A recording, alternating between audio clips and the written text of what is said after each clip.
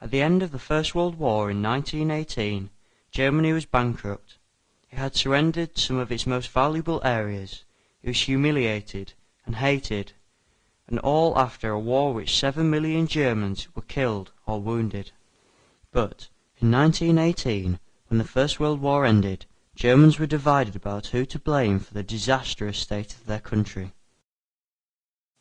To start with, the most powerful movement wasn't the Nazis, but a revolution that included mutinies across the navy and thousands of factories being taken over by factory workers in an uprising inspired by the Russian Revolution. There were massive armed demonstrations in the capital, Berlin, and the Kaiser fled. From this movement came the German Communist Party, the KPD, that wanted to pass the country's working class. But against them was another section of German society that blamed the communists for the defeat in the war. They also blamed a weak government that they called the November Criminals, because they signed the surrender terms called the Armistice in November 1918. Many of these were also soldiers, so they were armed, and some formed an organization called the Freikorps.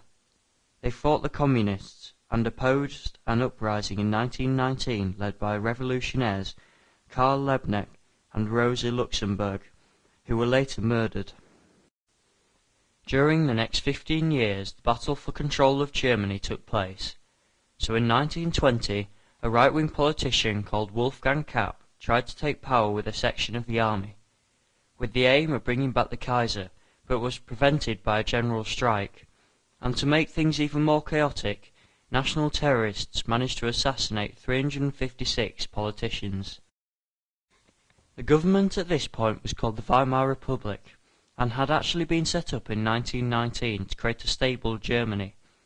All men and women over the age of 20 would have to vote, and an elected parliament called the Reichstag. There was also a Bill of Rights which guaranteed equality in law for every German. The trouble was, it was easy to suggest the situation required for something a bit more urgent than the Bill of Rights. In 1923, the country was bankrupt and couldn't make the reparation payments it had agreed at the end of the First World War. So the French troops occupied the Ruhr, and then there was a general strike.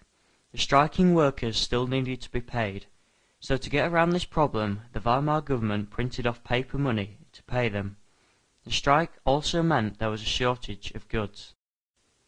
The Weimar Republic tried to deal with the crisis by printing more money, but the result was that the prices went up until Germany was riddled with hyperinflation.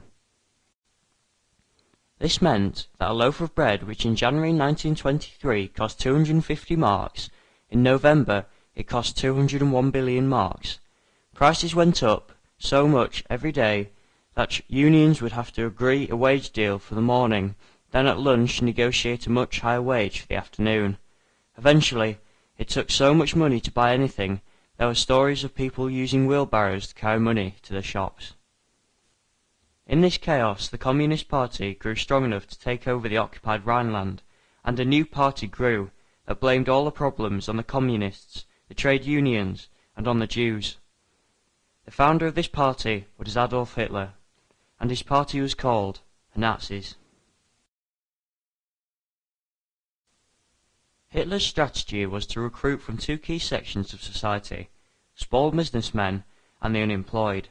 Initially, he avoided big businessmen who were protected by some degree by their wealth. The industrial workers looked to their trade unions to defend them. However, small businessmen such as shopkeepers felt helpless and were more likely to accept the Nazi arguments. Hitler also needed to recruit a large number of disillusioned and angry unemployed, to turn them into his street army. They became known as his stormtroopers. In 1923, Hitler planned to use his stormtroopers to take over Munich, but two politicians he got support from, Kahr and Laus, backed out at the last minute.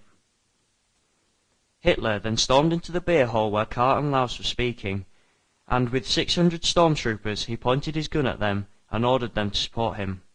Hitler then took over the local army headquarters, The next day, the Nazis attempted a triumphal march on Munich, but the police started firing and regained control of the city.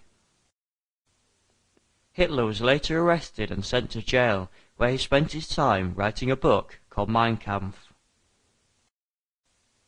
He reassessed his failed attempt to take over the country and decided from now on he would have to try to take power by constitutional means. He would stand for election, build his stormtroopers, and organize a youth movement called the Hitler Youth. After 1923, the Weimar Republic must have seemed relatively quiet for a while. A politician called Gustav Stresemann organized a government called the Great Coalition of Parties, opposed to communism and fascism. And a man called Charles Dawes, the United States Budget Director, arranged a loan to Germany of 800 million gold marks, and called in all the old currency and had it burned. As of a few years, everything seemed calm, and the Weimar Republic became the center of modern culture.